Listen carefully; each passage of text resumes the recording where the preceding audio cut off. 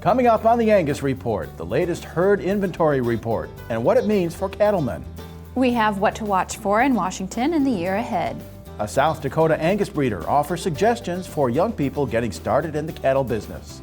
Economic incentives continue to pull breeders into the quality marketplace, and important research that explores how different cattle adapt to different environments, and how to tailor animal selection for each. This is the Angus Report. Hello and welcome to the Angus Report. I'm Bob Cervera. And I'm Crystal Albers. Our top news this week. The latest U.S. cattle inventory report released by the USDA shows restocking is well underway.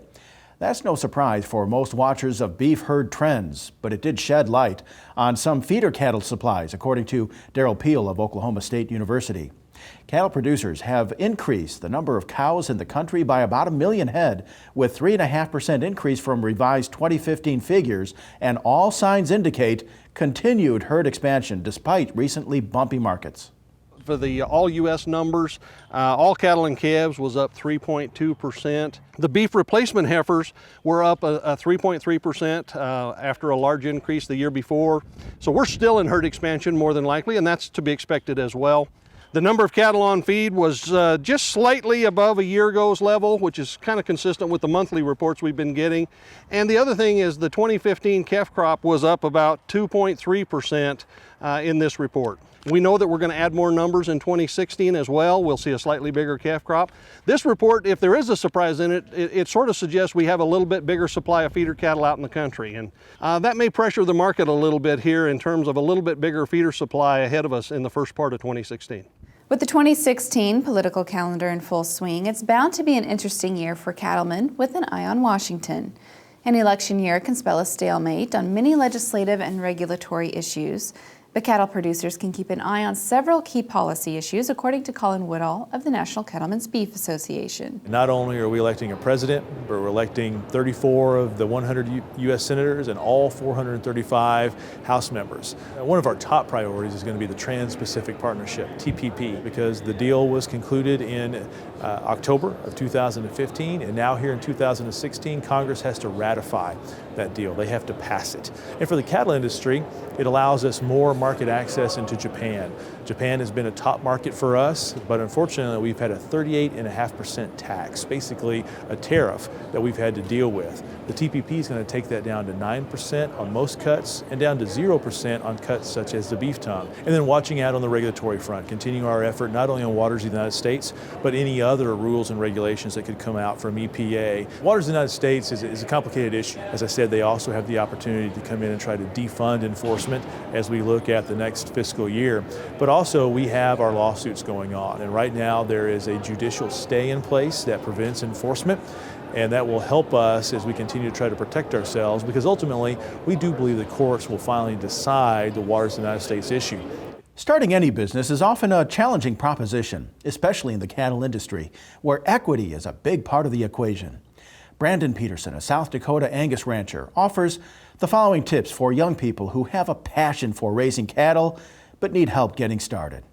It's just so important to have a plan, to write your business plan, to have your dreams and your goals, and set out a vision that really meets what the market wants. You know, do some research and figure out what the market is demanding of you, and then mesh it with your vision, your goals. So your passion can be something that can lead to profit eventually. There's certainly a lot of different paths to get into the cattle business. Obviously there's traditional lending. You have your FSA offices that have young producer programs. In addition, there'd be a lot of different ways to become involved with different operations that could provide you some cash flow. If you're a young person, it's possibly custom calving heifers. It's hard to start out without any equity.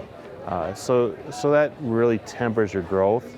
But the important part is patience, I think, being able to grow and do what you can do. And then when the market will eventually give you an opportunity to grow at a little bit faster pace. Peterson was a speaker at the Range Beef Cow Symposium who offered tips for getting started in the cattle business. You can read more about the topic on page 262 of the February Angus Journal. Cattle producers are invited to attend an upcoming educational event tailored to both purebred and commercial operators.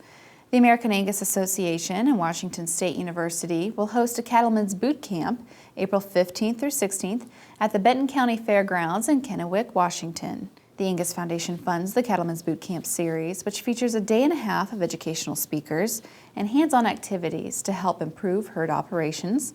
Visit angus.org to register before March 1st.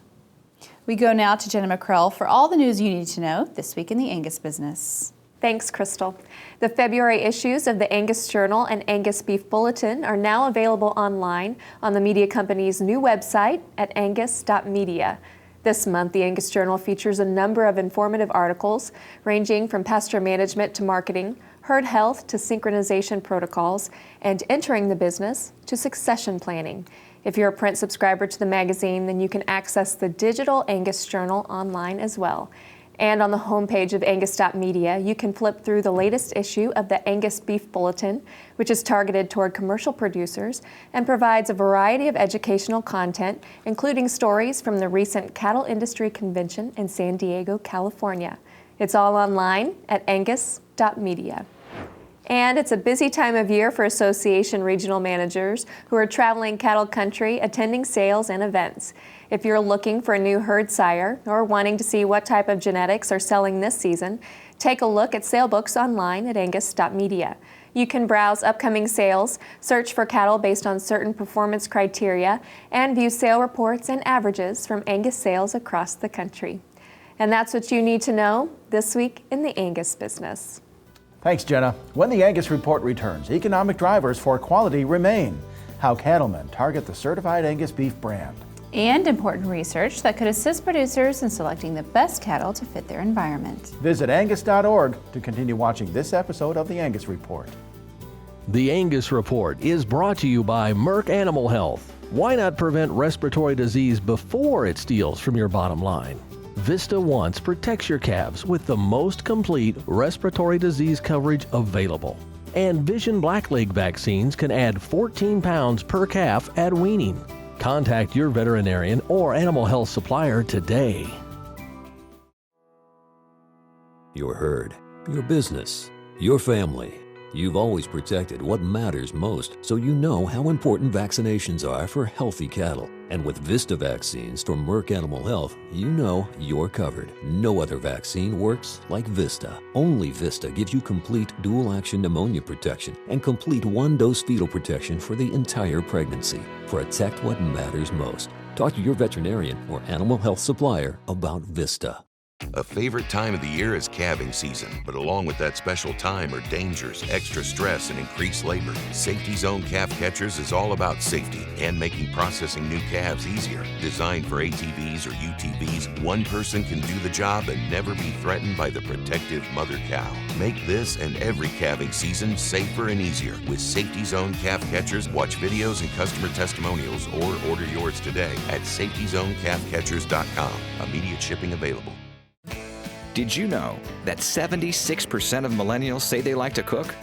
Did you know that more than 50% of millennials say they don't know how to select beef at the grocery store or how to cook it right every time?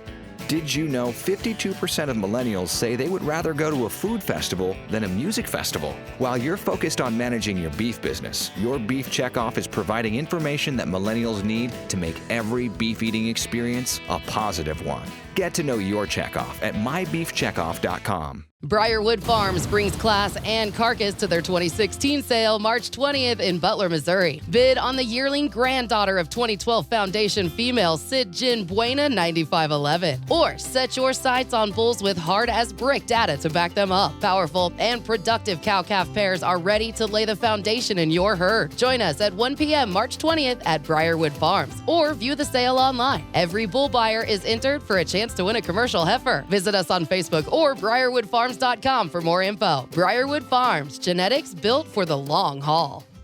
Looking for BRD protection that doesn't affect performance? A solution that has no impact on feed intake and little to no post-treatment side effects? That keeps cattle healthy and on feed without interrupting your day-to-day operations? Get it with the Titanium Vaccine Portfolio and experience the added support of our full value beef partnership. Titanium, a dose of confidence. Learn more at elanco.us/titanium.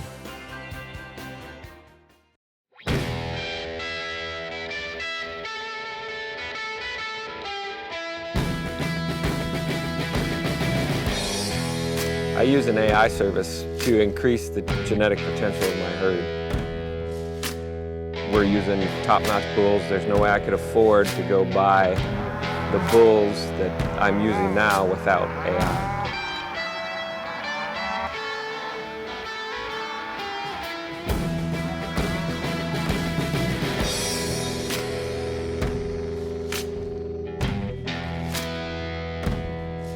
I knew Shane would be somebody that could get the job done and provide me with the help that I needed to do a project like this. I AI myself, but there's no way that I could do 250 head in a project by myself, so I relied on select sires to help me fill that gap.